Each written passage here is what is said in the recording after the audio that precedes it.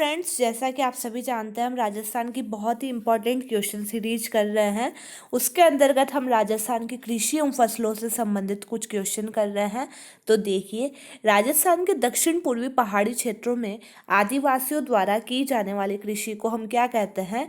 चीमाता। तो किनके द्वारा की जाती है? ये आदिवासियों द्वारा, और इलाका रहता है इनका दक्षिण पूर्वी पहाड़ी क्षेत्र। भीलों द्वारा पहाड़ी पर स्थित जंगलों को जलाकर की जाने वाली खेती को चीमाता कहा जाता है। सर्वाधिक मात्रा में शुष्क कृषि अत्यंतता वाले जिले कौन से हैं? तो वो जैसलमेर और बाड़मेर है। राजस्थान में वालरा कृषि का एक प्रकार है, तो वालरा कृषि को ही हम स्थानांतरित कृषि कहते हैं। पहाड़ी तथा वन क्षेत्रों में वन एवं पेड़ पौधों को जलाकर जमीन को साफ करना तथा उस पर 2 से 3 वर्ष खेती करने के बाद उसे पड़ती छोड़कर फिर से कृषि कार्य किया जाता है। आदिवासी क्षेत्रों में भीलों द्वारा इस प्रकार की खेती को झूमिंग, दजिया व चीमाता तथा शहरियों द्वारा की गई कृषि को वालरा कहा जाता है। एपीएमसी अधिनियम राजस्थान में किस उद्देश्य से लागू किया गया? तो यह कृषि उत्पादों के विपणन को सुविधा देने के लिए लागू किया गया। राज्य में कृषि उत्पादों के विपणन को सुविधा देने के लिए राजस्थान में कृषि उपज विपणन समिति एपीएमसी अधिनियम के अनुसार निजी मार्केट द्वारा राज्य की सभी मंडियों को संचालित किया जाएगा। राष्ट्रीय सरसों अनुसंधान केंद्र एनएमआरसी की सेवर में स्थापना हुई। सेवर कहाँ पर है? भरतपुर में, और इसकी स्थापना हुई थी 1993 ईस्वी में। निम्नलिखित कथनों में से सही चुनिए।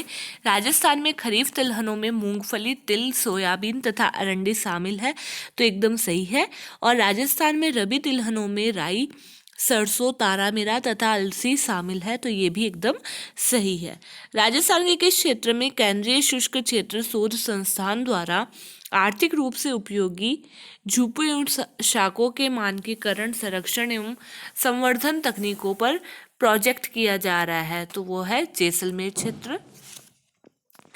निम्नलिखित में से कौन सा क्षेत्र राजस्थान में सिंचाई तंत्र में कृषि वन उद्यान प्रणाली अध्ययन का प्रमुख केंद्र है? तो वो है बीकानेर क्षेत्र। राजफेड के संदर्भ में कुछ कथन नीचे दिए जा रहे हैं। राजफेड राज्य में कृषकों को उन्नत बीज, उर्वरक तथा कीटनाशक दवाइयां उचित मूल्य पर उपलब्ध करवाता है, तो एकदम सही है। राजफेड राज्य में कृषकों को उनकी फसलों का उचित मूल्य दिलवाना सुनिश्चित करता है, यह भी एकदम सही है। राजफेड राज्य में कृषि के सर्वोच्च विकास बैंक के रूप में कार्य करता है, तो ये गलत है। भारतीय कृषि अनुसंधान परिषद द्वारा राजस्थान में राष्ट्रीय स्तरीय अनुसंधान केंद्र कहाँ पर स्थापित है? तो एक तो तबीजी अजमेर में है, और सेवर कहाँ पर है? भरतपुर में। 2 जगह है। शुष्क उद्यानिकी का केंद्रीय शोध संस्थान कहाँ पर स्थित है? तो वह बीकानेर में है।